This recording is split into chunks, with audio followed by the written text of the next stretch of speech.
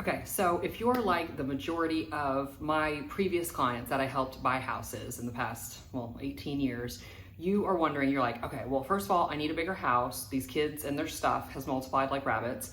Or your kids are, they're close to graduating, you're ready to downsize. You're like, do I really need all this stuff? Do I really, do I need this big lot? Could I maybe, spend more time with my family if we lived in the city and had a smaller lot and didn't have as much to mow? Anyways, whatever the scenario is, I get questions all the time of how do I get a new home when I already have a home? Because a lot of people, if you can't qualify for both, meaning that you keep your current home as it is, you just get a new mortgage, you have down payment, closing costs, whatever is needed by the lender to satisfy for the new house. If you don't have all that saved up and being able to close on that first before you sell your house, which most people can't, I've got options for you. There are tons of options actually, but I just wanted to give like a little scenario. So say you bought your house, before COVID, right around COVID, whatever, 5-6 years ago, and you paid like $225 for it. Well, that same house now is going to be worth at least close to $300,000 just with natural appreciation in Madison County. So with that, if it's a $300,000 house, you could realistically look at netting about $280 after it sells, which would give you about $55,000 cash at closing to use, maybe use towards the next purchase. But here's what I'm recommending, and just in this scenario. So say you have a VA loan, 100% down, or rural housing. A lot of our areas that are outside the city of Richmond qualify for rural housing, which is 100% loan. So say we're going to sell our VA, we're going to use our VA again. So you've got that $55,000 cash plus any other equity that I'm just counting on, like I'm just subtracting back from what you paid for the house. You should have some, down payment, money that you'll get back out, and you'll have paid down the loan. So there'll be more than $55,000, but just humor me for a second. Humor me, say we get $55,000 cash out of it. On the new house, we're gonna do 100% financing. You're not gonna have to put anything down. Your payment on the old house was about $1,500 with like a 4.5% interest rate, or maybe less, but that was probably pretty realistic then. Now the rates are about 6.5. So I'm trying to make this clear here too. So the new place, say we're going to buy a $450,000 house and use our VA, not put any money down, get the seller or builder to pay the closing costs. So you're zero out of pocket to get in. You're going to take that $55,000 and we're going to pay off your car loans, your credit cards, all the things that are going to make your credit score go up. When your credit score goes up, that means your interest rate goes down. Relatively. I mean, that's the general idea. I'm not promising anything. I'm not a mortgage professional. I can hook you up with an amazing one, but I'm just saying. So your payment on the new place would be at $450,000 with 0% down with current interest rates would be about $3,500 a month. And you're like, wait, whoa, I only pay $1,500 now. That's a big change. Well, let's see what else you also pay. If you have car loans, you could pay easily $1,000 for 1 or 2 car loans. What about credit card loans? Credit cards, those have a 20 to 30% interest rate. What are you paying on those a month? Say your other stupid debt that is not helpful and that's not going to help your life at all. Let's say all of that debt with interest rates that are higher than mortgage house interest rates total up to be $2,000 a month. Well, there you go. You're paying that off with that $55,000 cash you're getting out of the sale. And now you have one $3,500 a month payment, but that interest is deductible. That is good debt to be in. Credit cards and car loans are bad debt to be in. So this is just one simple scenario. With my trusted mortgage professionals that I work with all the time, we've helped people do even more amazing things like that by paying off bad debt and getting good debt in a mortgage, in a home that actually fits your needs. So I mean, like I hear people say like, oh, I've got such a good interest rate. Okay, that's great. I mean, you could, if it really matters to you, I mean, how much does it matter? Does it matter to you to be paying this super low interest rate if you're not happy, if you're driving too far, if you have too much to upkeep, too much maintenance, if you're exploding at the seams, if your children are sharing bedrooms? I mean, like, there are so many options here. And so it is really not as difficult as people think to sell the old place, buy the new place, and create a much better financial situation for you. I also, people always ask, they're like, well, how do we do that actually, like physically? Like, so first, I know it's exciting, like, hey man, I want to go see that beautiful new house. Well, hold please. That beautiful new house is great, but let's circle back. Let's start from the beginning. Let's start at your current house. Let's start there. Let's start with what needs to be done to get it on the market. Let me figure out what I think top dollar is, what we can get for it. Let's get the things working. Let's get, what if we need to touch up paint, do some landscaping, things like that. Let's be working on that asset to make sure that we really maximize and squeeze every dollar out of that property, because, real estate is the only and the best real way to create substantial wealth in America. Side note, but anyway, so let's work on that. That's my kind of wheelhouse there. And then let me get you with one of my two amazing financial mortgage professional ladies, and let them sit down and let's figure out what the best path is.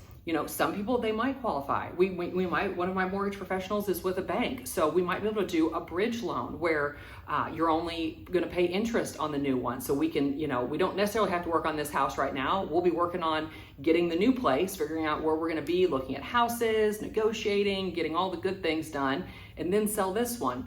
But if we do have to sell, let me come out to your house first. Let's look at it. Let's talk about the numbers preliminarily. Then get you with a certified mortgage planner, sit down and get even deeper in the numbers, figure out now that you'll know, because you'll be able to go to that point and say, hey, Amanda said my house is worth $300 based on what I owe. I should get a check for $100 at closing. Then that mortgage professional is going to be like, okay, great. We have $100,000 to work with. Well, tell me about all your other debt. What student loans do you still have? Well, how much are your credit cards? How much you paying on these cars I see sitting out here? Let's figure out your bad debt and figure out how we can eliminate that, make your credit score go up, to make your interest rate go down on the new purchase, and set you up for financial success, basically, in the future. We do it all the time. I've been doing it for 18 years, and I see so many people that are afraid to even just start that conversation. And I promise you, I go to people's homes all the time and we have these conversations, and they're not ready for a year or 2 or 3. Y'all, I'm in this for the long haul. I'm only 41. I plan to do this like my granny until I can't do it any longer. So I'm with you. If we don't transact right now, it's not time wasted. It fuels my heart to give you information to set you up so that you actually know the truth, and you know what you can do, what you can't do, and to help you set goals. I can even, help hold you accountable. If we sit down, it's not going to work right now, but we think in 12 to 18 months, let's set goals. I'll give you even some, if you're good at DIY, while you're working on your financial goals, you're saving, you're doing whatever the things that they say you need to do to help your financial fingerprint, your financial picture, I can give you small projects around the house. Hey, you all can do mulch, you can paint. Let me help you figure out what you can do to your own, your current home now, so that in 12 and 18 months, we're ready to go. And at that point, your home will have appreciated even more. Our annual appreciation rate just in Richmond has always averaged out to be about 3% per year. So a year, that $300,000 house will probably be worth $310,000. Just, as an example, there's a lot of different options.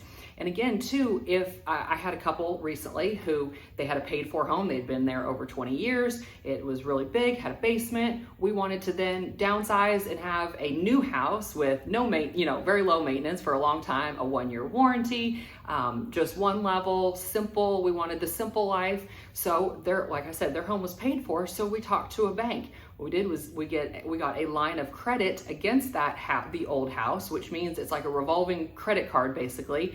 Then they use the house as collateral, and if the house is worth $300,000, they'll loan you 80 to 85% of that. So therefore, you get $250,000 that you can cash out. That means I didn't do that math yet.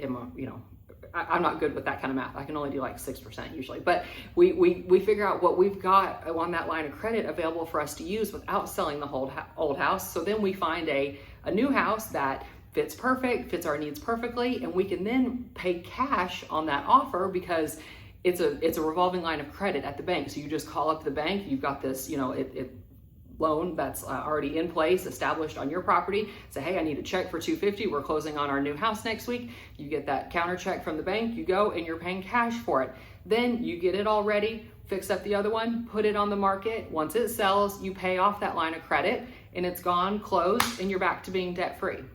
So there are so many different options, and I really want to be a resource for people that feel like they're stuck in their current home, either stuck because they don't have the funds, they think they have to have 10 or 20% down payment and closing costs, just like sitting cash in the bank, which is not really a good idea for that kind of money to just be sitting there, not doing anything, not earning anything.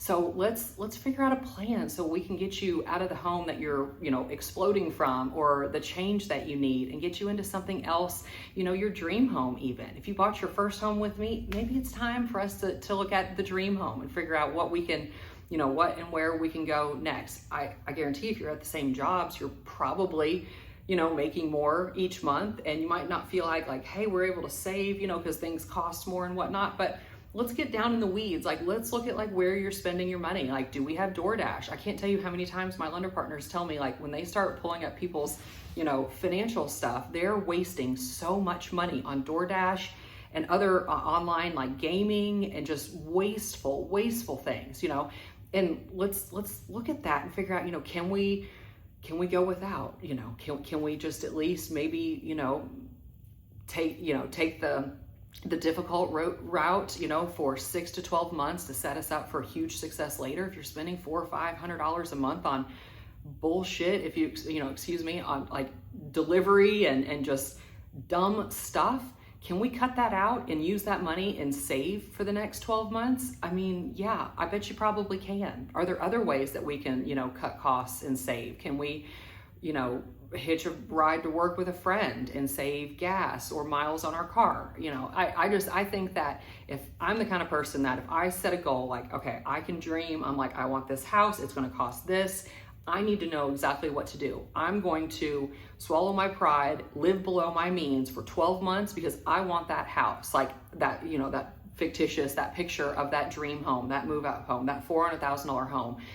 A lot of people too can even, if you qualify at the bank, let's keep that starter home. You got that 2-car garage, little starter home, bought it before COVID. Maybe it's all vinyl in Berea, and it's you paid $150 for it, maybe $175, and you've got that 3% interest rate. Let's keep that. Let's start your rental portfolio. That's what I did. My first house I sold myself was actually a duplex, which is another great hack, but there's hardly any duplexes for sale, especially affordable ones. I lived in one half. My tenant's payment paid my whole mortgage payment. Once I met my husband, I moved in with him because he already had a house, rented out both sides, and I still have that duplex. I'm never selling that duplex. Yes, I have a 6-something% interest rate, but I don't care because I am having that I'm collecting that monthly income, and eventually that mortgage will be paid off, and then it's just gravy. It's just free money every month after that, what the tenants bring in. And you can easily do that too with your starter home if you qualify for, to have both of them. And like I said, if you've been at your jobs that whole time, you probably are making more, and